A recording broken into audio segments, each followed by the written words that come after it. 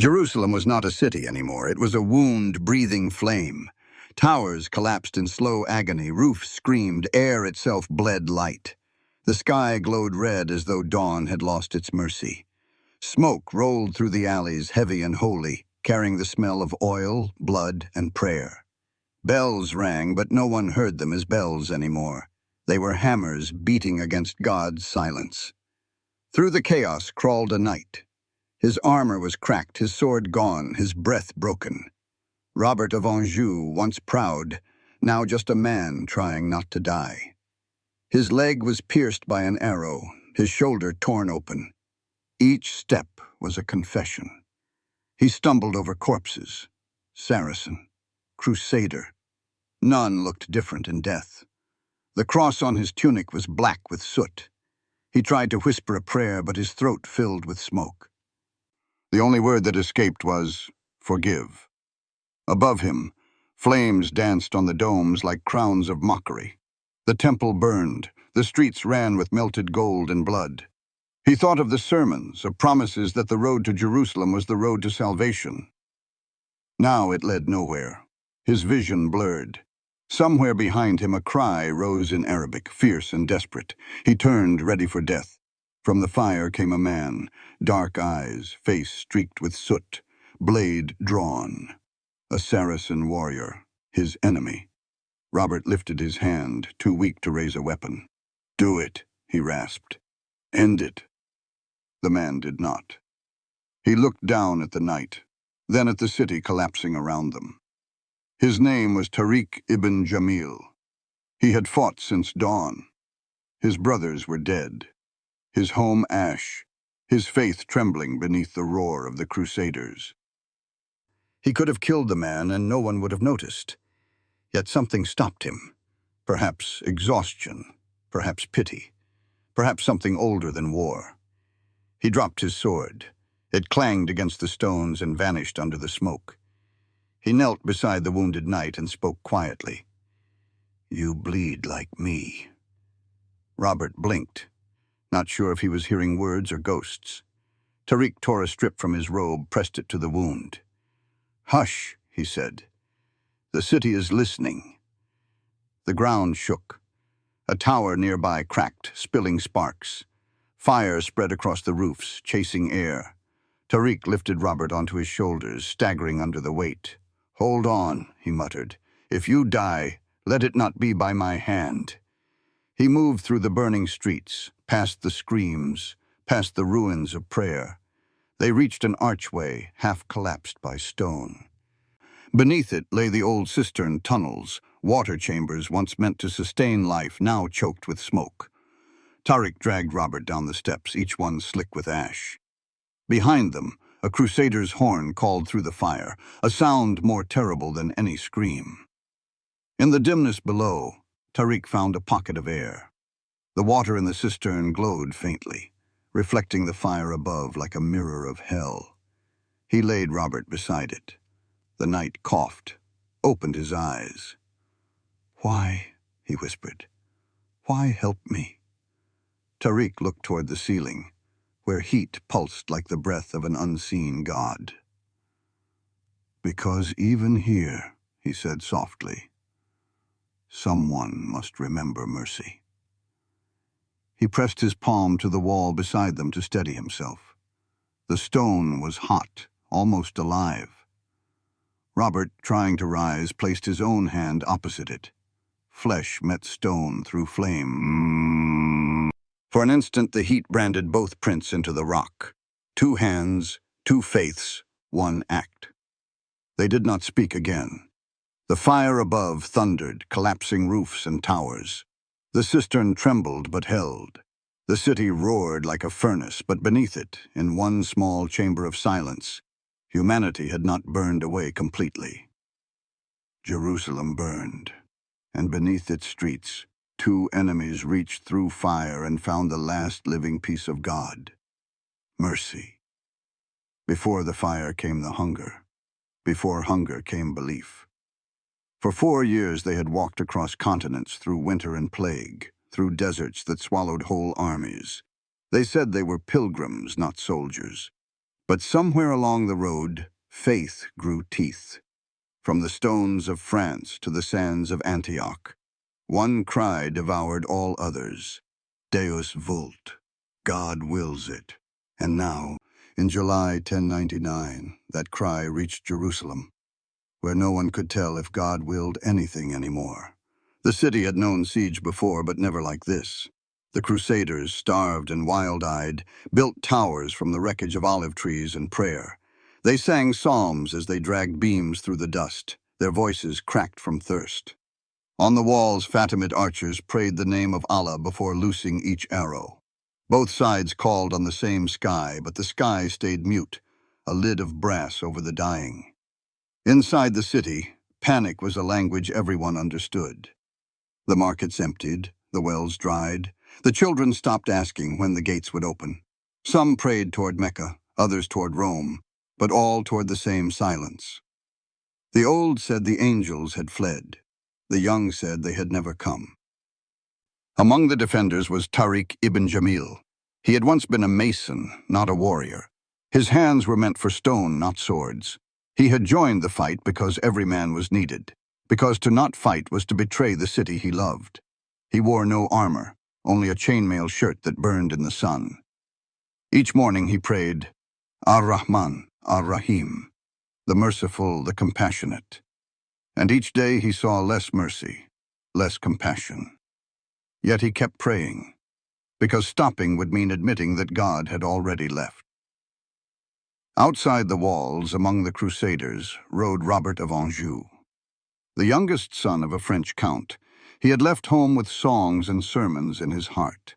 He had been told Jerusalem would cleanse him, that dying here would open heaven. But by the time he reached its gates, he had forgotten what holiness felt like. He had seen cities burned, prisoners crucified, and still priests told him this was righteous. He carried their blessings like a wound. The siege dragged on for weeks. The Crusaders built their towers inch by inch, fed on roots, dust, and faith. When the wind shifted, smoke from the city's torches blew into their camp, mingling with the smell of rot. Priests walked among them, chanting, promising salvation through endurance. Soon, they said, soon you will walk where Christ walked. And then, on the morning of July 15th, the walls cracked. A single arrow of fire struck the wooden tower, lighting it like prophecy. The Crusaders charged. Trumpets split the sky. From the ramparts, defenders fought until their arms failed, until their voices turned to whispers. The city fell before noon. The gates burst open. The Crusaders flooded in like a tide that no prayer could hold back. Tariq watched from the steps of the mosque as knights in white crosses cut down anyone who moved. He saw mothers shielding their children, priests clutching relics, imams falling mid-prayer. He shouted for his men to retreat, but the sound drowned in the roar. Robert entered through the breach, sword raised, eyes stinging from the smoke. The streets blurred. Enemies, allies, all faces red. His horse slipped on blood. He fell, lost in the chaos. By the time he rose, the city was a furnace. He no longer knew whom he was fighting for. Above it all, the bells rang. Not for victory, but because the ropes caught fire and swung on their own. That night, the chronicles would call it deliverance. They would write of miracles, of crosses shining above smoke, of angels guiding swords. But those who survived knew better. They knew no angels came, only men, tired, terrified, mistaken for holy. Tariq fought until his sword broke. Then he ran through the burning alleys calling for survivors. That was when he found Robert, not as an enemy, but as a mirror of himself, wounded, lost, human. The siege ended in fire. But in the ruins, faith began its truest test. When all that was holy had turned to ash, only mercy could still be called divine. Tariq ibn Jamil stood in what had once been a street, and was now only a scar. The air shimmered with heat, the stones wept with blood. All around him the cries of the dying tangled with the psalms of the conquerors. The same word for God. Different tongues, different wounds. He tightened the cloth around his arm where a blade had grazed him and looked at his hands. They were shaking. He had prayed with these hands, built walls with them, buried his son with them. Now they killed for the same heaven that once fed him peace. He found water in a broken jar and washed the dust from his face. The water turned red, then brown, then clear again, as if ashamed. He whispered a verse his father had taught him. God sees what is hidden. God forgives what burns. The words caught in his throat. Not far away, Robert of Anjou lay half-conscious in an alley. His armor was cracked, his lips dry. He had lost his sword in the crush of bodies and crawled until his knees bled. Around him the smoke moved like a living thing. He thought of the chapel at home where his mother once lit candles for him. He remembered the warmth on her face. He whispered a single word into the dirt. Mother. Then he tried another. Christ. Both vanished in the same wind. He raised his eyes and saw the dome of the temple through the smoke. It glowed gold against the black sky, a sun too close to the earth. He began to crawl toward it, toward anything that might still look like heaven. He did not know that another man watched him from the shadows of the collapsed wall. Tariq hesitated, his spear in hand. The knight's cross gleamed faintly. Enemy. But the word had lost meaning in this ruin. He lowered the spear. He stepped closer, crouched, turned the man over. The knight's breath came shallow, his face pale beneath soot. For an instant, Tariq saw his own reflection in the man's eyes. Same fear, same exhaustion. He remembered his son's face at Antioch, eyes open and still. He remembered swearing vengeance, and how vengeance had changed nothing. He pressed his hand against the wound on the knight's shoulder. Blood seeped between his fingers. Be still, he said. The knight moaned, words tangled in pain. Why? Tariq tore the edge of his robe, bound the wound tight. Because no one else will. Above them the fires roared. A tower collapsed, shaking the ground. Sparks rained through the air like burning snow. The knight stirred again. You should kill me. Tariq looked at him, his eyes reflecting the flames. If I do, he said, then God will die twice today. He lifted the man's arm over his shoulder, dragging him toward what he hoped was safety. Each step felt heavier, not from the weight, but from what it meant. He was breaking every rule, every command, every promise made to his fallen brothers. Yet for the first time in days, he felt like he could breathe. Behind them, the battle still raged. Men screamed the names of prophets as they burned. The alleys echoed with hymns and curses, impossible to tell apart. The city sounded like a choir gone mad. Tariq and Robert stumbled through a courtyard littered with armor. The knight's head lolled, his lips moving in broken prayer. Lord, forgive us. Tariq did not know the words, but knew the tone. He answered softly, Amin. They stopped beside a shattered fountain. The basin was cracked, its water black. Tariq knelt, scooped some into his hand, and brought it to the knight's mouth. Robert drank, coughed, then opened his eyes. You're not one of us, he said weakly. No, Tariq replied. And still I am. The flames drew closer. The sky pulsed red. The knight tried to rise, but failed. Tariq looked at the broken streets, at the fire closing around them, and thought, maybe faith was never meant for walls. He took a deep breath. Come, he said. If we stay here, the fire will finish what the swords began. The knight whispered, Why save me? Tariq did not answer. He simply lifted him again. Somewhere beneath the roar, both men heard something else. Water, deep and hidden. The cisterns. The city's last breath. And without speaking, they turned toward it. The stairway to the cistern was narrow and steep, carved long ago when Jerusalem still feared thirst more than fire. Smoke drifted down the steps like the breath of the dying. Tariq half carried, half dragged the knight through the darkness, following the sound of water. The stones were slick beneath their feet, warm from the fire above. Each echo from the street above sounded like a hymn falling apart. At the bottom, the world changed. The air grew cooler, the noise muffled. The faint reflection of fire shimmered across the surface of the water, making the cavern glow like a cathedral built by ghosts. Tariq lowered Robert onto the ground beside the well. The knight shivered. His lips were white.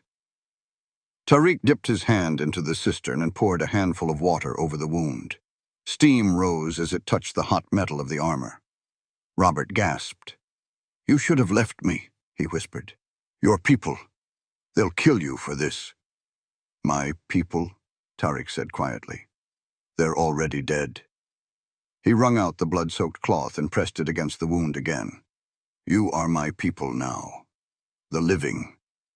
The knight tried to laugh, but it came out like a sob. "If heaven sees us now, it will turn its face away." "Then let it," Tariq said. "Heaven has watched worse."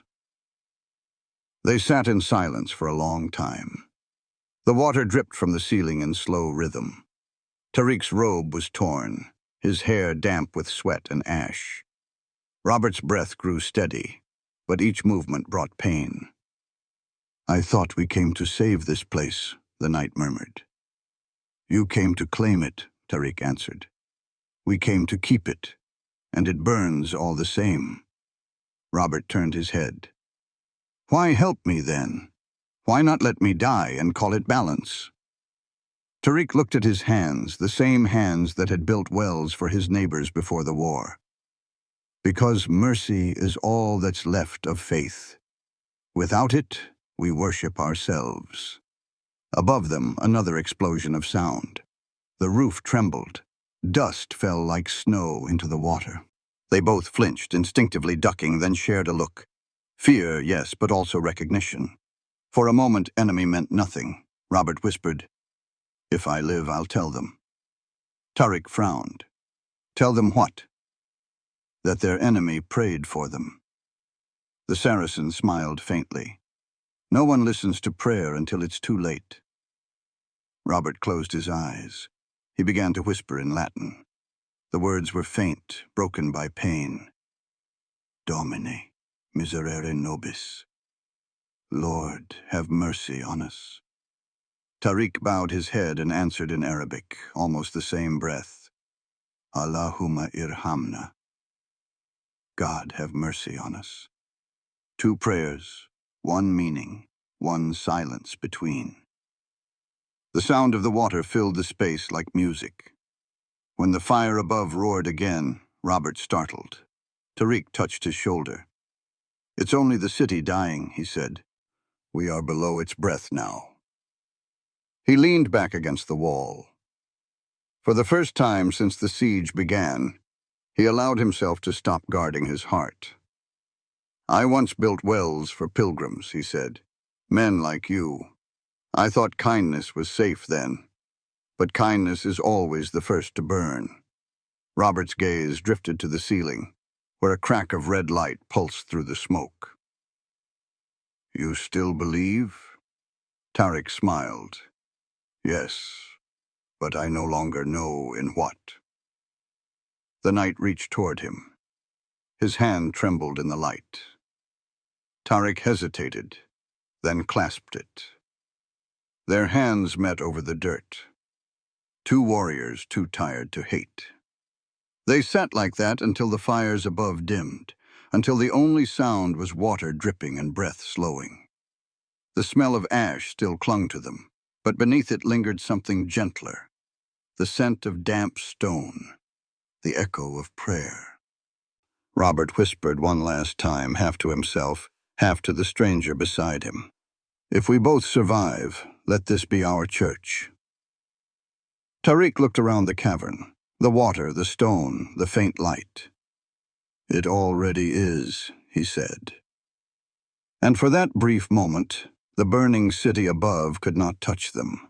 Hours passed like years. The fire above had slowed to an uneven roar, the kind of sound that lives after all life ends. Down in the cistern, the two men sat in near darkness, the surface of the water trembling with each distant explosion. The air was heavy, hot, sacred in its stillness.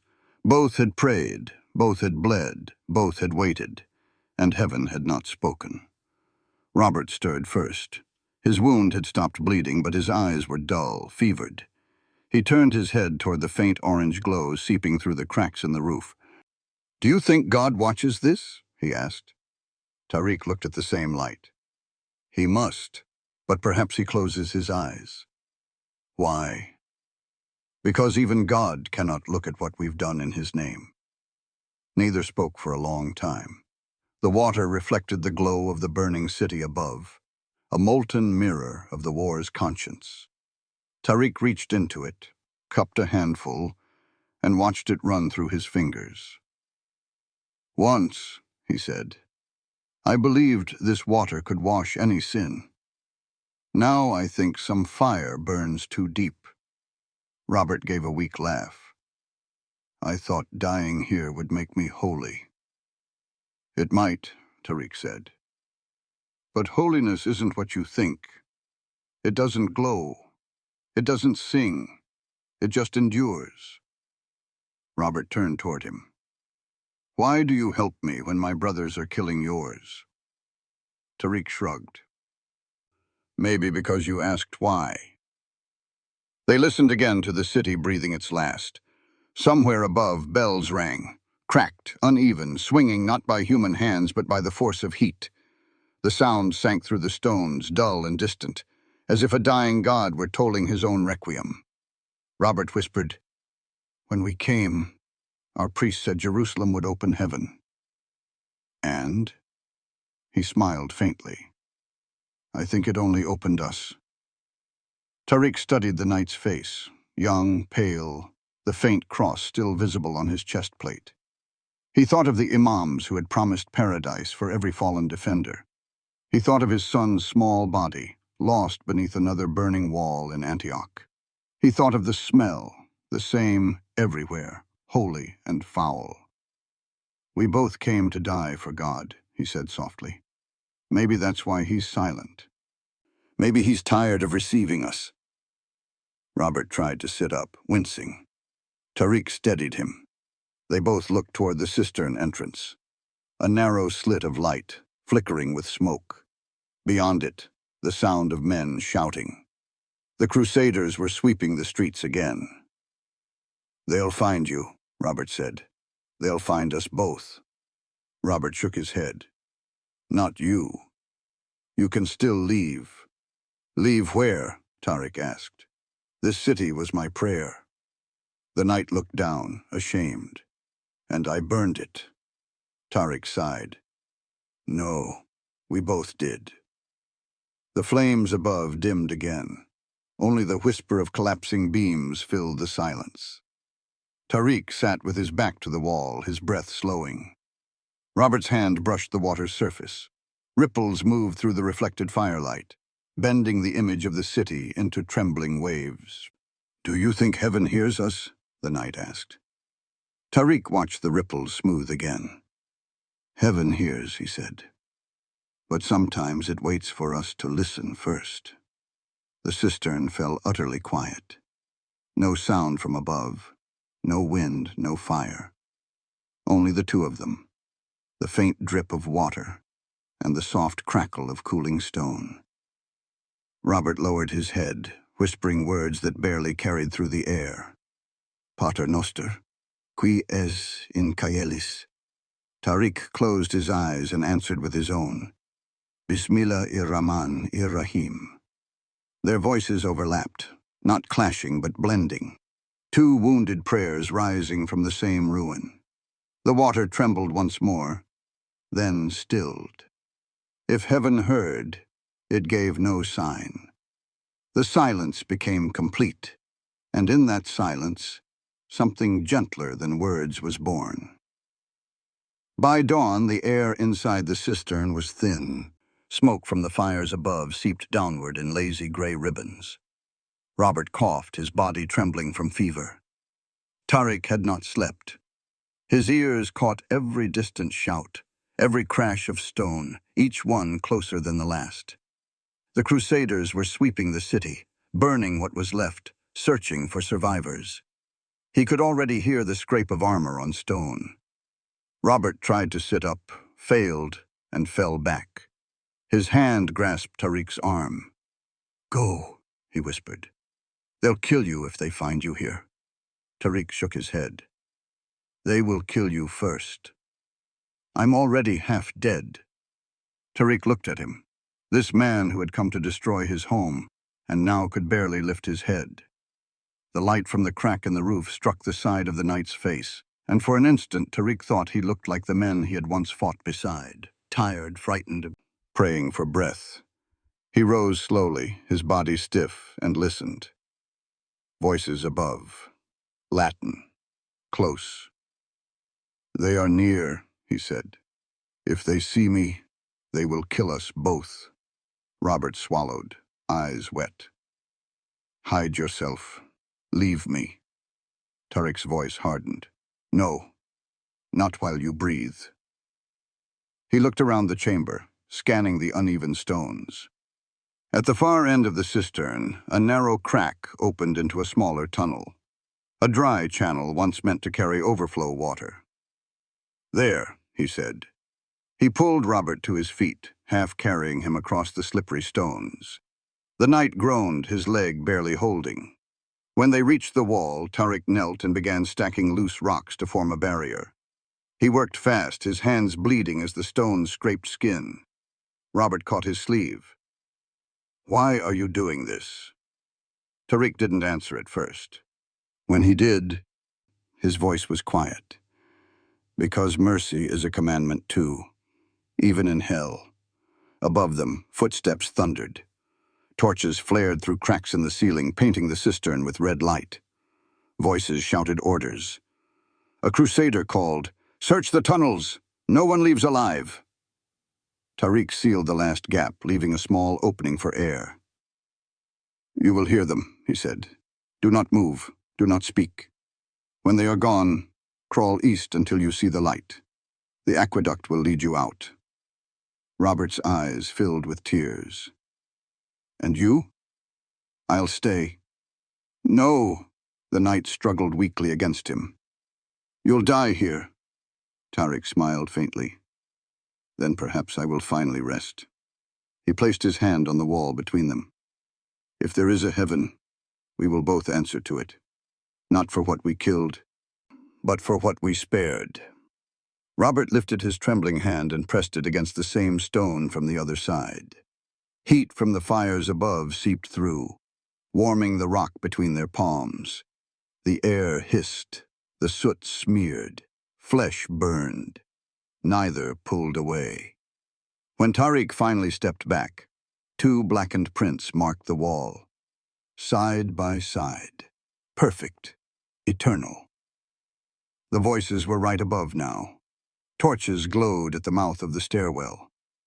Tariq turned, picked up the fallen spear beside him, and whispered, "Peace be upon you." Through the cracks, Robert saw him fade into the orange light. The sound of shouting followed, then the ring of steel, then silence. Moments later, Crusaders burst into the cistern. Their leader looked around, saw only smoke and still water. "Nothing here," he said. "Move on." They left. When all was quiet again, Robert pushed away the last stone and crawled into the light. The air struck his lungs like fire. He looked back once. The cistern glowed faintly behind him. On the wall, 2 handprints shone black against the stone, one broad, one narrow, their edges fused by heat. He knelt before them, touching the cool surface where mercy had branded its name. "You saved me," he whispered. "God forgive us both." Outside, Jerusalem burned. Bells clanged, horses screamed, priests chanted hymns of triumph. The city reeked of victory. Robert rose and limped toward the light of dawn. Behind him, beneath the rubble, the wall still held the memory of two hands that refused to hate. Morning came without color. The sun rose pale and sickly over Jerusalem, its light crawling over roofs black with soot. Smoke drifted above the domes like incense from a funeral too vast for words. The air was heavy, thick with the stench of iron and burnt oil. What had been a holy city now lay silent beneath its own victory. Robert of Anjou stumbled through the ruins like a ghost wearing armor. His wound ached, his lips cracked from thirst. Around him, crusaders moved in silence, their faces hollow, their eyes ringed with disbelief. Some knelt in prayer beside the dead, others looted, their hands trembling as they touched gold that no longer glittered. The holy city smelled like sin. He limped toward the church of the Holy Sepulchre, drawn by the sound of chanting. Inside, hundreds of knights crowded the stone floor, their armor still red, their voices hoarse. A priest lifted the cross high, shouting that Jerusalem was free. The crowd wept and sang. Robert knelt, but the words caught in his throat. Every hymn sounded wrong. The candles flickered, reflected in puddles of blood that no one dared to wipe away. When he left the church, the streets were full of corpses, men, women, children, friend and foe.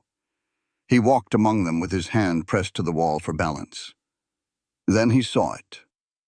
A narrow alley leading toward the cistern. The smell of smoke grew stronger with every step. He followed it, limping, until he reached the opening. The entrance had half collapsed. Rubble covered the stairs. He pushed through, coughing, and descended into the dark. The air was still warm. The water below was calm, too calm. He called softly, "Tariq." Only echoes answered. He reached the chamber. The stone still glowed faintly with the reflection of firelight seeping through the cracks above. And there, on the far wall, he saw them. The two handprints, burned deep into the stone. One larger, one smaller, their fingers barely touching, black against the pale wall. Robert fell to his knees. He placed his hand over one of the marks, felt the cool stone beneath the soot. "You stayed," he whispered, "and heaven stayed silent." He sat there until the light shifted, until the smoke above thinned, and the first shafts of daylight pierced the cracks. The beam struck the wall, and for a moment the prince seemed to shimmer, alive. He bowed his head. "I saw God here," he said, "not in victory, but in this." When he climbed back to the street, crusaders were parading through the gates. They sang Te Deum Laudamus, their voices echoing against the broken walls. He joined them for a few steps, then stopped. The singing no longer reached him. He turned east and walked away, past the burned market, past the broken fountains, until he reached the outer wall where the desert wind began. Days later, he wrote a single line in his travel journal before leaving Jerusalem. "An infidel saved me from fire, and in him I found what we came here to lose, mercy." The pages that followed remained blank. Years after, pilgrims spoke of a knight who refused titles, who wandered barefoot through the Levant tending the wounded from both sides. They said he carried no sword, only a small pouch of ashes from a wall where two hands had once touched. When asked why, he would answer, "Because that wall was the only church I ever believed in." Jerusalem rebuilt itself. Stones replaced stones, names replaced names, but the scar remained beneath the ground. The story of the cistern spread quietly among locals, of the Saracen and the Crusader, whose touch burned faith back into humanity. Priests called it legend. Imams called it parable. The people called it truth too small for books. And beneath the layers of dust and prayer, two handprints still waited, testimony carved by fire to what heaven chose not to say. The city was taken, but holiness like mercy had gone underground. Years passed. The war turned to memory, the memory to myth, And still the two blackened handprints remained. Buried under layers of stone and prayer, they waited, marks of defiance against the forgetting. Jerusalem healed on the surface. Markets returned, mosques reopened, churches glowed again with candles. Pilgrims came barefoot, whispering psalms over the same ground that once ran red. But beneath all that light, the city still carried the darkness of those hands. One afternoon, long after the siege, a group of workers clearing rubble near the old aqueduct uncovered the wall. The plaster crumbled, the stones breathed again, and there it was, two handprints seared into the rock, their edges fused as if by divine fire. One smaller, slender, Tariq's; the other broad, scarred, Robert's. The air around them felt strangely cold. The men who found it stepped back in silence. None dared touch it. News spread quickly. Priests came, then imams, then scholars. They argued in every language of the holy city. Was it a sign, a miracle, or a lie? The Christians said it marked the moment God reconciled enemy and friend. The Muslims said it was Rahmah, mercy, made visible by flame. The Jews, who had survived the siege in silence, called it what it was, a reminder that even holy wars need forgiveness more than banners. Soon, pilgrims came. They lit candles, they prayed, they placed their hands upon the wall. Some felt warmth, others nothing. Some swore that when they pressed their palms against the prints, their hearts slowed, as if remembering something older than faith. A few left offerings, rings, coins, bits of cloth. One monk wrote that he saw tears forming in the cracks, clear drops running down the blackened stone. "The wall weeps," he wrote, "for what we called victory." Years later, Robert of Anjou returned in secret. His beard was gray now, his armor long gone. He came alone at night and found the wall half hidden beneath a monastery. He knelt before it, fingers trembling. The soot had hardened like glass. He pressed his hand over the mark that had once been his and felt only the chill of stone. "You stayed," he whispered. "I ran. You became the relic. I became the story." He took from his cloak a small pouch, the ashes he had carried since that morning after the fire. He poured them at the base of the wall and bowed his head.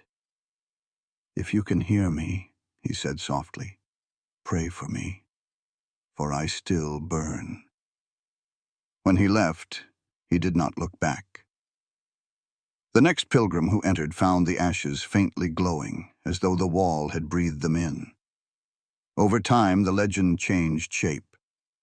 Some said the handprints belonged to angels. Others said they were burned by lightning the night Jerusalem fell. The church built a small shrine around the site and called it the Covenant of Fire. Muslims visited it too, leaving dates and water as offerings. No one knew whose prayers were heard. Centuries rolled on. Earthquakes came, wars came again, new empires raised new flags. The shrine collapsed, rebuilt, renamed. But deep beneath the foundations, the wall remained. The stone refused to fade. In modern days, archaeologists digging near the old city found a section of ancient masonry blackened by heat. Two faint impressions, one large, one smaller, still visible under the soot. Scientists spoke of temperature, of pressure, of reaction between ash and lime. But one of them, a young woman from Damascus, looked at the shapes and whispered, "These are not from fire. These are from mercy." That night, when the site emptied, she placed her hand on the stone. The air grew warm. They fought for heaven. They found each other. Their hands made what swords could not, a covenant without words. The flame flickers once, and for an instant the two handprints gleam gold. Then darkness returns. Centuries passed, and the story wandered like a wind that never settled. No book kept their names. No church carved their memory. Yet between the stones of Jerusalem, something unseen endured. The city had changed its rulers, its banners, its prayers, but not its ache. Beneath every rebuilt wall lay the echo of two hands burned together in the fire of 1099. The chroniclers of the First Crusade wrote of conquest and coronation, of miracles that flattered kings. They praised the red cross, the silver relics, the blood they called holy. But none wrote of the cistern where a Saracen lifted a wounded knight and chose mercy over victory. That silence was deliberate. The truest stories never served power. Robert of Anjou lived long enough to regret survival. He abandoned the sword and the title that once defined him. For years he walked the deserts barefoot, tending to the wounded from both sides, speaking little, carrying only a small pouch of blackened dust. When asked who he fought for, he would answer, "For the God who still forgives." He died near Antioch, unknown, unclaimed, but not unloved. No one found Tariq's body. Some said he vanished into the desert. Others believed he died under the ruins, the same stones he had once built. Yet many swore that when the wind blew from the east, carrying dust through the broken streets, they saw the shadow of a man with soot-stained hands walking toward the dawn. The city rebuilt itself above them. New rulers came, new prophets, new wars. The bells of the churches and the calls to prayer rose from the same sky, never in unison, never in anger, just two sounds remembering one mercy. People argued over which side had owned God, but the stones knew better. They had felt his touch, and it was not a sword. Pilgrims still come to Jerusalem. They walk barefoot through alleys where the light falls in stripes of gold and dust. Some kneel before the walls, searching for the burned handprints said to lie beneath. No one sees them now, but all feel their warmth. The air itself holds the story. The city whispers through every prayer. That holiness is not a prize, but a choice. That salvation may hide in the act no one witnesses. That even in hell, some found mercy. And mercy was enough. Jerusalem still stands. The scars beneath its stones breathe with every prayer that touches them. The domes glimmer under the same sun that once lit the fire, and the streets hum with voices calling to the same heaven in different tongues. The wounds of faith never vanished. They learned how to live. Somewhere beneath the old city, sealed by time and dust, the wall still waits. Two handprints, faint as breath, lie hidden under centuries of silence. No scripture names them, no creed claims them. Yet every time the wind moves through the streets, it carries the warmth of what they left behind. 1,000 years later, men still raise flags for God, still draw lines through his sky. The shapes of the weapons change, the prayers remain the same. We fight for his approval, not his likeness. We burn for his favor and call it light. But mercy does not burn. Mercy endures. The tale of Tariq and Robert is not about faiths that clashed. It is about faith that survived its own fire. In their meeting, the world paused. In their touch, something greater than war began to breathe. They proved what every prophet once tried to say, that God is not found in conquest, but in the moment when one soul refuses to let another die. If you walk through Jerusalem at dawn, the bells and the calls to prayer rise together, neither louder than the other. Between them is a space the ear can barely hear, a silence that sounds like forgiveness. It is the same silence that filled the cistern that night, when two enemies shared breath, and God listened without speaking. Fire destroys quickly, mercy burns slower. One leaves ash, the other leaves memory. The wall beneath the city is proof. The stones have forgotten the battles, but remember the touch. Faith will always return to fire because men forget, but mercy returns too because God does not. If fire can forgive, so can we. If mercy survived Jerusalem's burning, it can survive us. If faith once fell into silence, let us be the voice that lifts it again. Not victory, not vengeance, only mercy. That is where holiness begins.